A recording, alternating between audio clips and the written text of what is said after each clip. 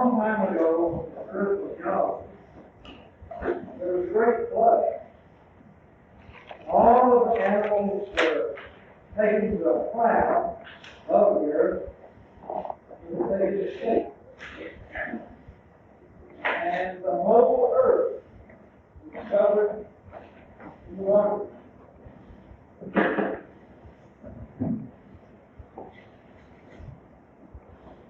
The animals began, when the waters receded, the animals began to wonder when the earth would be dry enough for it to return. So they sent the great buzzard, the grandfather of all buzzards today, to see if the earth was dry enough for them to come back. And he flew all around the world. When he got to this area, when he got here, he was getting tired. And he was flying low. And when he flapped his wings down, the tips of the wing feathers dug deep valleys in the mud. When he flapped his wings back up, they left high ridges in the mud. The animals became afraid that the whole world would be covered in mountains. So they called the great buzzard back. But to this day, the Cherokee country is still found. This was the story handed down by the Cherokees on how things came to be, how the mountains produced them. This was their environment. The Cherokees, of course, were the tribe living here when the Europeans came. Before the Cherokees, however, a long time before the Cherokees, the situation was vastly different.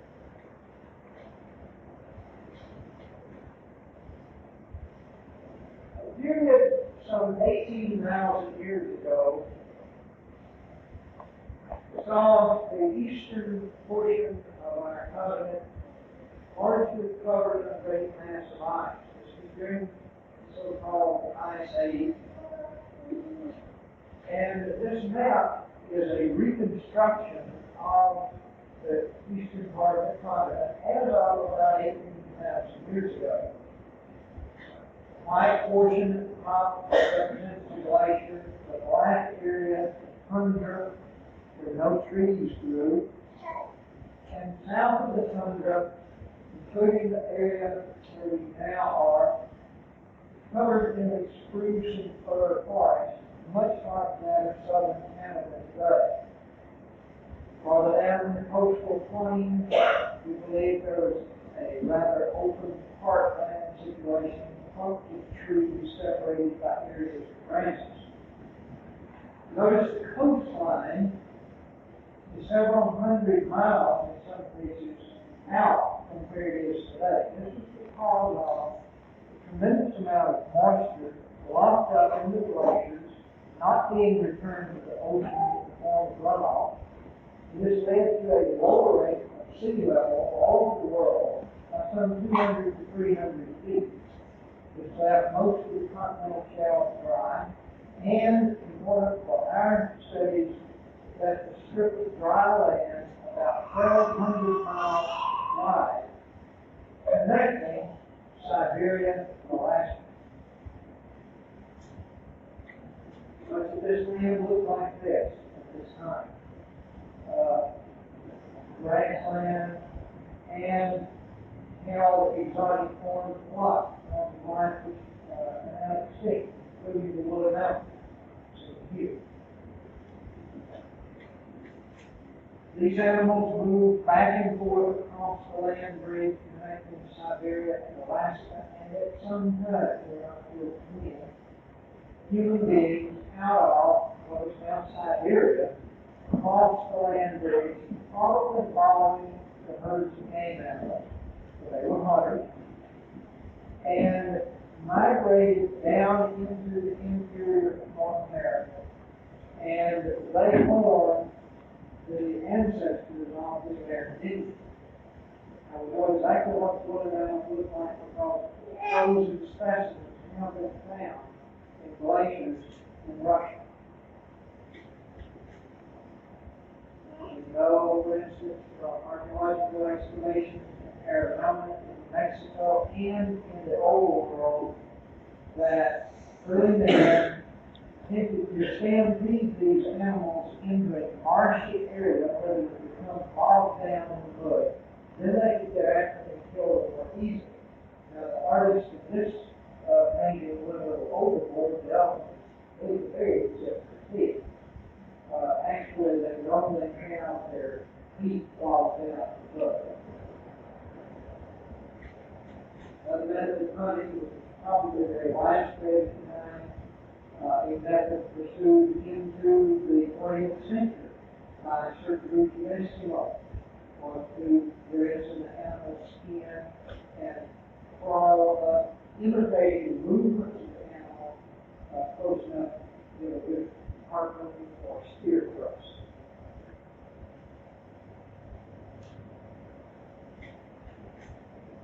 Now, about 10,000 BC or 12,000 years ago, for some reason the environment began to change rather rapidly.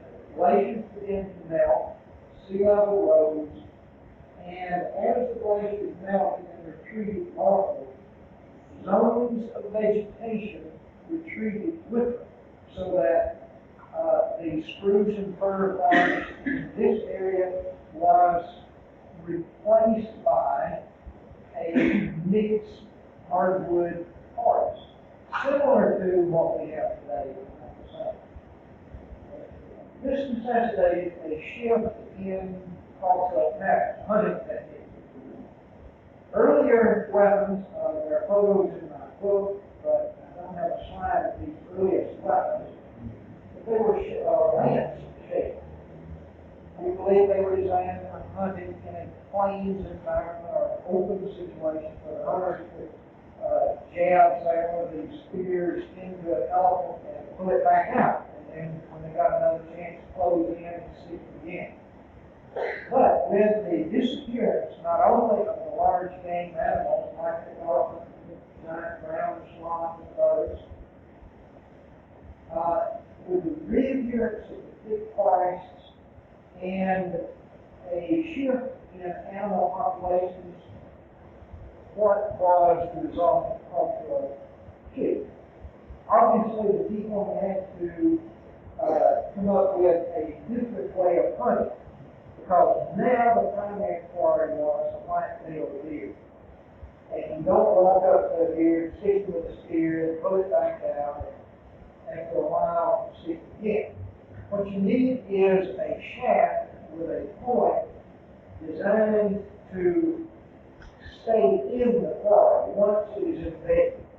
In other words, a barbed point. And that is precisely the kind of point we have coming in right about 9,000 BC. These are the so-called dolphin points. There are several styles, but they are representative of what we call the transitional period, which changed from glacial conditions to more modern conditions. We believe that it represents the change in hunting techniques. Found along with these are various scrapers. These were usually scraping hides. The points and the scrapers pictured here are unusual in that they were all found less than 50 miles from here. But this type of stone does not grow in Piedmont. This is non-local material. The stone can only be acquired either in extreme West Georgia, over in Tennessee, or down in the coastal plain. So this says something about population movements or trading patterns in this area some 10,000 years ago, or maybe a little further.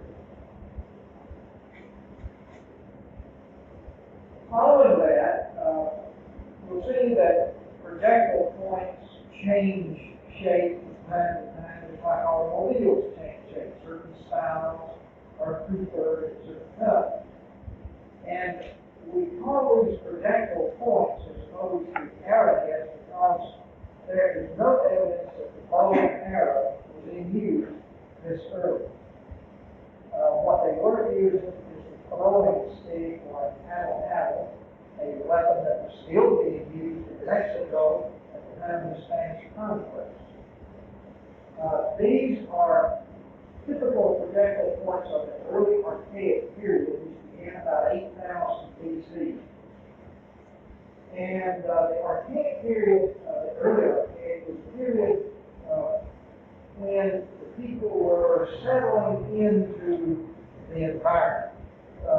Glacial conditions were gone, and people were adapting in various parts of the state and the southeast to local conditions. They were exploring, apparently. They were finding what was good to eat. And so archaeological excavations from Illinois and Florida show us that the people were eating just about everything in the environment.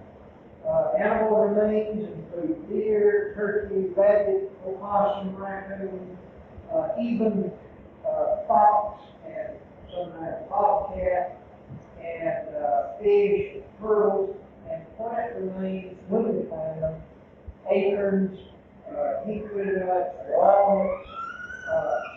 They were apparently eating just about everything. A little bit later, they began to specialize. These are other projectile points from the early archaic period.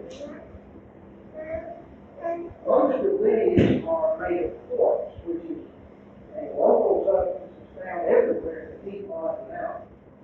So this is further indication of adapting to the local resources. Some others may be imported substances. And some larger type tools. The ones on either side of the large one are probably all used for working leather. One in the middle is probably a big knife. Handheld tool. Other projectile points. Shell leathers. Early archaic. And this style came in right about 6000 BC. We have some good carbon dates on this style from the site of West Virginia and the site of East Tennessee. This one is found reasonably widely, but it's not a very common type of projectile.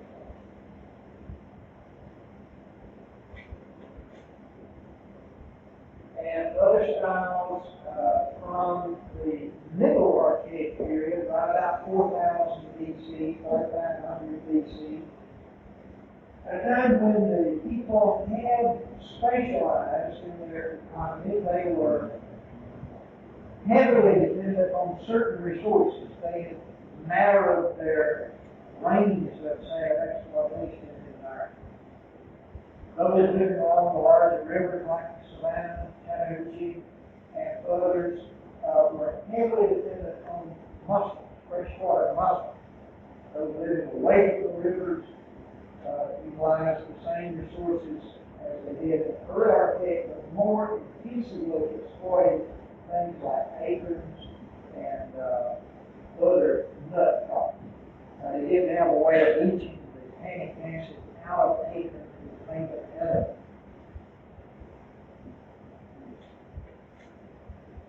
And other projectile points, again, of course, from the middle archaic period.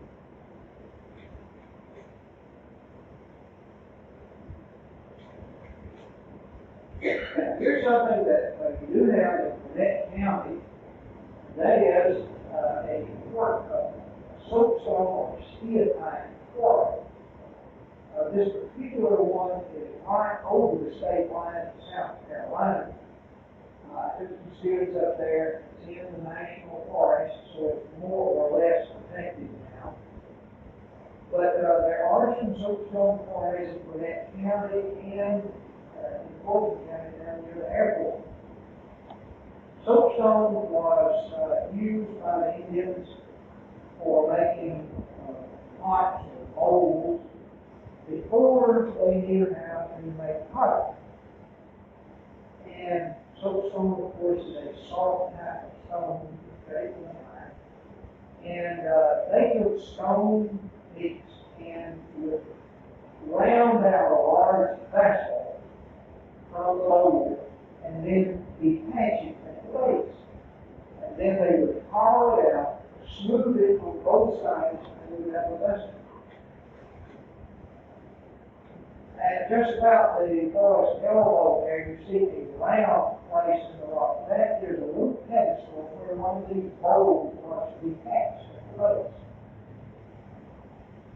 If you know where some of these soapstone quarries are, you need to relate that information to a professional archaeologist so that it's not recorded, it will be recorded and protected, because people will use spray paint or carve their initials with desecrate this place.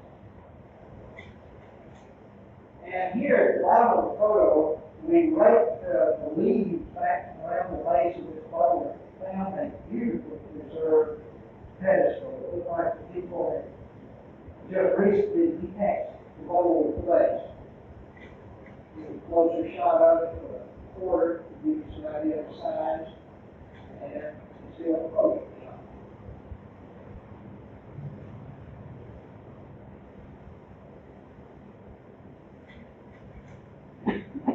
Another pedestal on the boulder.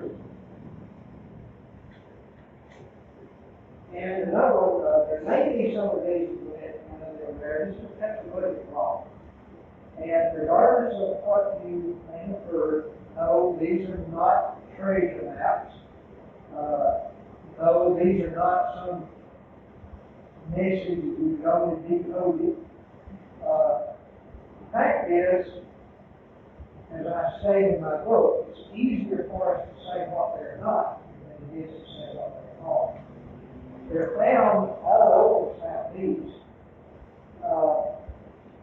The Indian tribe living here when the white people came didn't know any more about them than we did. They were made by Indians much before the historic time here. Now there's one up in North Carolina called Chewacalla Rock. Some of you may have visited that one. The Cherokees had a legend about it. Supposedly the giant in Chewacalla lived on the mountaintop above this little valley where the rock was found. And the mountain, the giant had his garden down in the valley. And every morning he would jump from the mountaintop down to the valley towards his garden, and he landed on this rock. All these scratches and marks were made by sunlight. The Cherokees had another story about the same rock. They said that it was just a big flat rock. It happened to be near a site where Cherokee hunters camped a lot. And sitting around the campfire at night, they would doodle on the rock and this is their mark. This may be a true story from here. Anyway, we don't really know when these things were carved. We never have found anything in association with them to help state them. But the cones done in soapstone and late archaic Indian peoples did a lot of work with soapstone. I would say that probably dates to the archaic period. And these are probably some sort of ritual symbols. But they're certainly not a form of writing or any kind of message. You do see some of the same symbols showing up all across the South.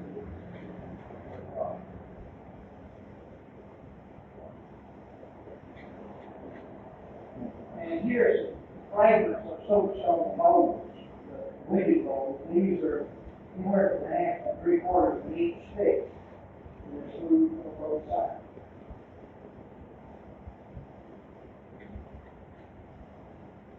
Other stone projectile points and fragments of large knife. and the earliest pottery in the interior of the southeast.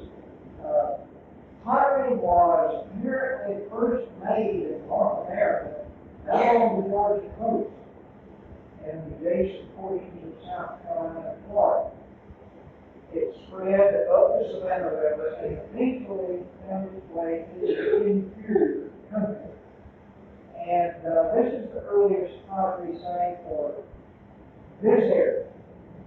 Comes in Woodland times, right about 1000 BC.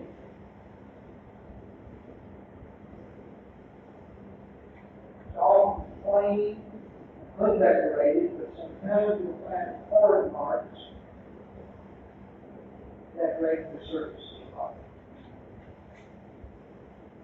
Some flint or chert chips from the site indicating the variety of stone that is brought in. From this particular site, this kind of stone had to be brought in at least 150 to 200 times.